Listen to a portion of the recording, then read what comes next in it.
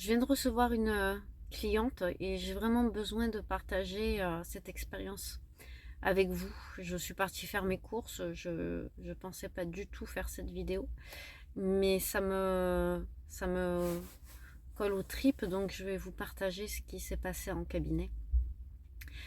Il arrive que je fasse de la libération de mémoire karmique, donc je me projette dans la conscience, dans la mémoire karmique des personnes pour aller libérer ce qui pourrait aujourd'hui les entraver dans leur vie. Et donc j'ai quelqu'un qui vient me consulter tout à l'heure pour une colère enfouie, une tristesse qui est là et qui l'empêche de pouvoir s'exprimer, exprimer pleinement sa personne.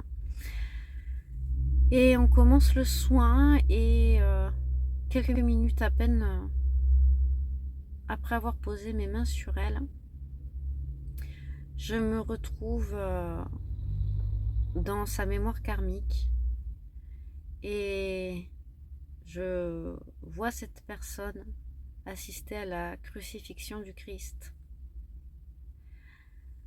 Alors je tiens à préciser que je suis pro-libération des croyances religieuses et limitantes. Mais je suis bouleversée parce que je viens de vivre, pendant que je voyais cette crucifixion, j'étais dans la peau d'un enfant. J'ai eu un doute au début. Je ne savais pas si c'était une femme ou un enfant, mais les choses se sont éclaircies. La femme était à côté de moi. Je pense que c'était Marie-Madeleine.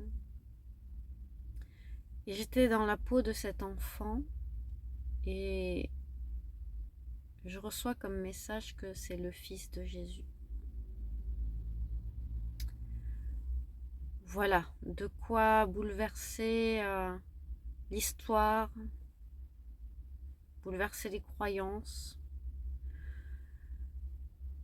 Et en racontant ça à ma cliente, elle me dit, mais écoute, ça fait quelque temps que je vois des croix partout.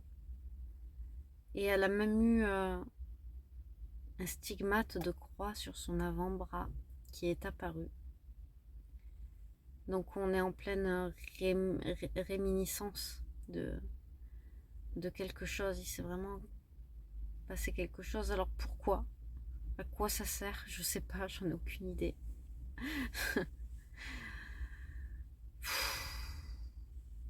Bah, c'est juste énorme, quoi. Quand elle est partie, de suite, je suis allée sur Google, fils de Jésus. Et oui, il y a bien des rumeurs qui circulent là-dessus. Un tombeau aurait été ouvert avec les ossements de Jésus, de Marie-Madeleine, de son frère et de son fils Judas. Évidemment, théorie controversée par le Vatican, n'est-ce pas? Voilà, écoutez, la projection mentale, la projection de conscience dans les mémoires transgénérationnelles et karmiques, ben, c'est ce qui se passe en cabinet. C'est ce que je transmets à mes élèves qui viennent en formation.